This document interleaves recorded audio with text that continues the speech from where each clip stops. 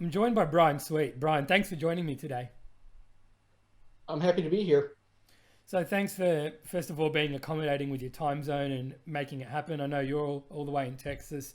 I'm over here in Melbourne, Australia.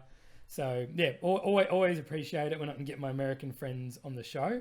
And how are things over there? Are you staying safe? Yes, we are. We do have some storms coming in tomorrow, briefly. Um, but yeah, everything's fine over here in the United States. I mean, I love how casual Texans are about storms as well. Like, when my sister was over in Dallas with my dad, there was a tornado warning, and yeah, like they were freaking out. They were messaging my mum's, my brother, and I, and the Dallas natives I were with were just. It was almost like it was just like another day in the life of like a Texan. Like they just went to their storm shelter. They just kind of shrugged it off, and it's just a whole different world there compared to down Yeah, here. that's kind of the joke behind the memes where you see everyone else going into the storm shelter and then Texans out on the front lawn with the beer, watching the tornado come towards them. So like, there's a grain of truth to that joke, is there? Yeah, there's a lot of Texans that I've seen that would just go out with a video camera and film the tornado as it's strolling by their house. Jeez, like I would be. I mean, I would be fascinated, but I'd be so spooked. Like if I saw a tornado, I'd like take a second to just not appreciate, but like look at the magnitude of it, and then I would just go straight to the nearest storm shelter and just load up with snacks and hide.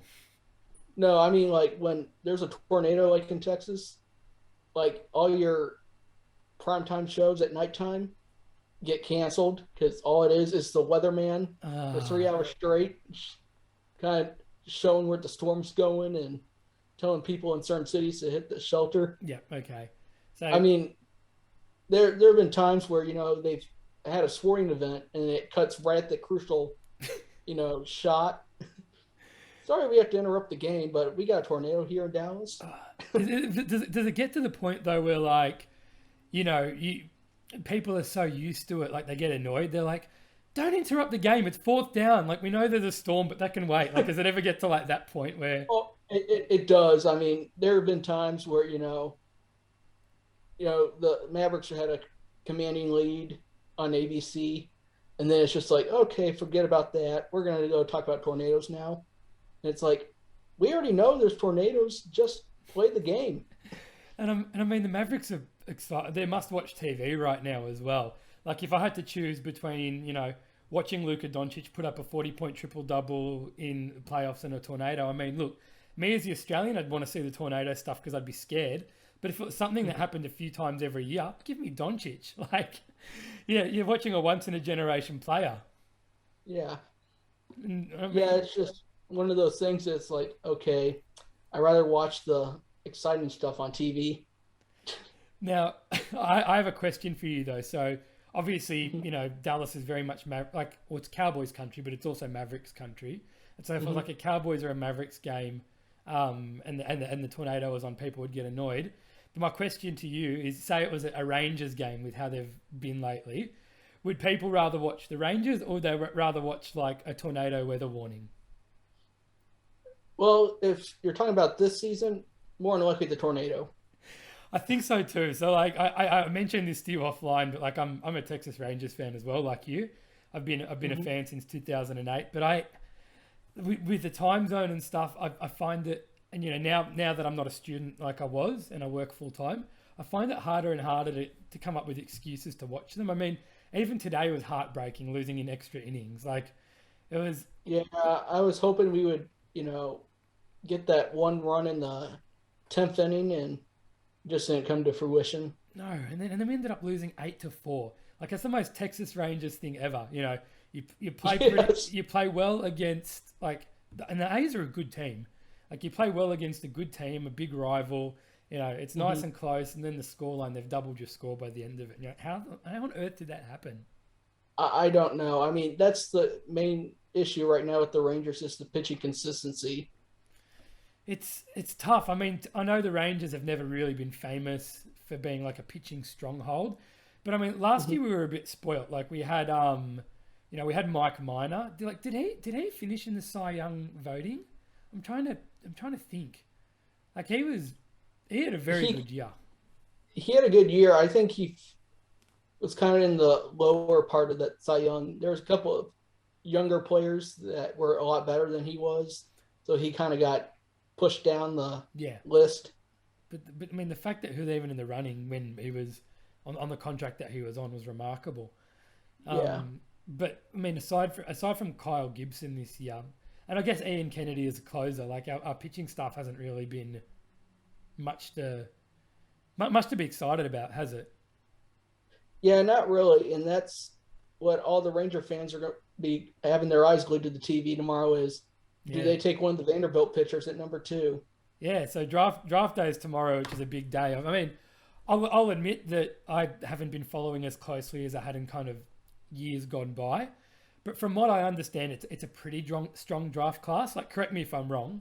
No, it's a pretty strong draft class. And the Rangers being at 2 in a very pitching heavy class, it's a good spot to be in, because pitching, I guess, is what we need the most of. I mean, we could use help everywhere, but at least we've got some decent bats. So you mentioned the 2 Vanderbilt pitchers. So I guess first of all, tell me who you think. Like, assuming that shortstop Meyer goes at number 1, I'm curious as to your thoughts. Like, who ends up going at number 2 out of those 2 pitchers, and who would you prefer to be picked at 2? Well, preferably I would take Jack Leader, just because he has more pitches than Rocker does. Usually Rocker has a slider and a fastball, and that's it. Leader can do changeups, splitters, fastballs. He's got like 4 or 5 different pitches, and I've watched some of his games this year, and he's shown consistently that he's ready to be a starter in the major leagues. Yeah, apparently he was the most consistent college pitcher this year, and like I love toolsy pitchers. Like, look, don't get me wrong. Like, I know Jacob deGrom's the best pitcher in the majors at the moment, and he's mainly what, like a fastball slider mix. Like, I know he has a changeup that he can use really well as well, but this year he's been mainly a 2-pitch kind of guy. But I mean, how much fun was it when we had Yu Darvish and he had like I know he had to refine it eventually, but he had like his 7 pitches. Oh, I remember half his pitches that, you would see them curve like any other pitches you wouldn't have seen. Man, I mean, just the break on that was just unbelievable. That 12-6 slow curve that he had, where it would start above the zone and drop to the bottom of the zone. Whenever he did that, I was like, what the heck are you doing? Oh, You're not supposed to throw it at the audience? Yeah, I was like, when I'd watch, I'd be like at the start, I'd be like, why are you throwing such a slow pitch outside the zone? Like, and then like the batter would just be frozen, and it would just drop through the bottom. And and it just pops right in the middle of the strike zone. It'd just be like, oh, that's unbelievable. Yeah, so like, when I do hear about pitchers like Leader, like it is the kind of thing that I imagine. Like, I do dream of, having that Rangers pitcher again that can throw everything. Like, he has the heater, he has the off-speed stuff. And, having those college results paying, in the best college program. I mean, I know they didn't win the College World Series, but I still think they were the best college program last year. He can perform on the big stage. So I think you're right that Leader would be a very, very good pick at number 2. Now, the catch-22 for that is the second best high school prospect is right here in Dallas at Jesuit. It's an all-boys school. And everyone, I mean, he's been compared to the next Derek Jeter. And the issue is a lot of fans want him because, he's from Dallas. It would be kind of cool to have a Dallas guy on your 40-man roster. But the issue is we've had so many bad whiffs at high school prospects that we've traded off for, it's like, I remember Dylan Tate. Oh, I was high on him too. I thought Tate was going to be really good. Yeah, I did too. And then we just traded him. It was like, and that's what I'm worried about is them, taking that high school prospect and, not really knowing if they'll develop in a couple of years when you got a MLB ready pitcher who can start and give you like 6, 7 innings of quality pitching. Yeah, and we don't. And I mean, Lawler is meant to be a. You're talking about Jordan Lawler, right? By the way. Yeah, Lawler. Yeah, Yeah. like like they say he's like a five tool kind of guy, but Hmm. I know he played like he made the majors in the end, but because of how Jurickson Profar turned out for us, it was also meant to be like a 5 tool shortstop. I'm still mentally scarred by our ability to kind of develop shortstops. Like Hmm. I'm just I think it's easier to develop pitching than it is to develop like a 5 tool infielder. Like they're not common. Yeah. Yeah. I mean, this is like the perfect dream scenario for the Texas Rangers is to have two quality pitchers at number two. And that's basically one of the major, one of their major issues is right now. It's the consistency of the pitching. Like one day it'll be good, then the next day we'll give up like 9, 10 runs, and then it's just like we need to get a consistent starting five to Yeah, start. yeah. Yeah. You don't aside from Gibson, we don't really know what we've been getting this year. Um, Mhm. Also, I do have a question in pitches. Like, I've heard Jackson Job's been the high school guy's been pretty, I guess, highly touted as well. Do you think there's a chance the Rangers go with him at 2, or do you think that because he's a high schooler and that he's going to take a bit longer to develop, that they're not going to risk it? Well, that's another good prospect that the Rangers could get, but I really think that they need to focus on pitching this year because you're not going to get another shot at a decent pitcher that has shown that he's got MLB capabilities. I know we're not going to be like going to the World Series next year. We'll probably still have a high draft pick based on our record this year. Yeah, So take the guy who's ready to start, and then next year, if you get that high school prospect, yeah, yeah. then roll the dice then. I think so too. Like I just want someone with a bit more polish for our pick. I mean, it's And that's what Leader has. He's got a really well polished pitching arsenal that would really fit in with the Rangers pitching rotation. yeah, I think so too. I mean, I don't think there's a lot of danger of him going number 1, but if say the Pirates end up taking him, is there a chance we go with Marcelo Meyer, or do you think that Rocker's going to be the guy for sure? Like if Leader does go Well, number 1. Rocker still has a good, 3 pitches that he's really known at. But if the number 1 high school prospect were to fall to us at number 2, I wouldn't be shocked if the Rangers jumped on it at all. I mean, Rocker's been sliding in the mock drafts, and they're more worried about his health. He's kind of heavy Yeah, built like CC Sabathia, and they're worried how long of a career he'll have. And I think the smart situation is if Leader were to go 1, you take Meyer or Lawler at number 2 and roll the dice on either one. yeah. I think you can't go wrong. I think you either need to go. Yeah, you either go with the best pitcher available. Yeah, just best player available in general. Like it's the range. Like I said, we've aside from I guess Garcia and Gallo, but Gallo's not even guaranteed to, be around for the long I term. wouldn't be shocked if he's traded at the deadline. Yeah, neither would I. So like I guess aside from I think Garcia is probably the only real lock at the moment.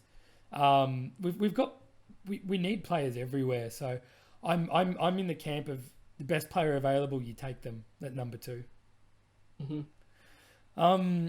So off air, you and I were talking about how we became Rangers fans around the same time in that 2008 kind of era with Michael Young leading the team and with Marlon Bird and with Hmm. Hank Blaylock. When the team was they weren't really a World Series contender, but they had one of the most explosive offenses in baseball. They were a lot of fun.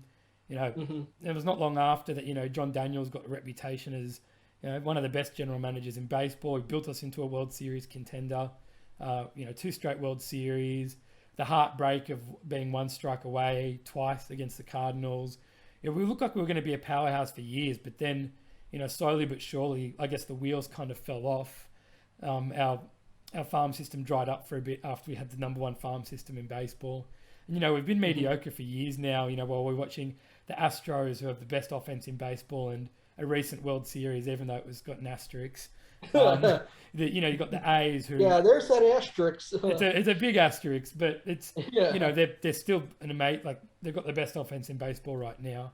And you've got the A's who, they're always way better than you expect. And even the Angels are doing better than us at the moment. So, you cover the team, like you write for the team's fan-sided blog.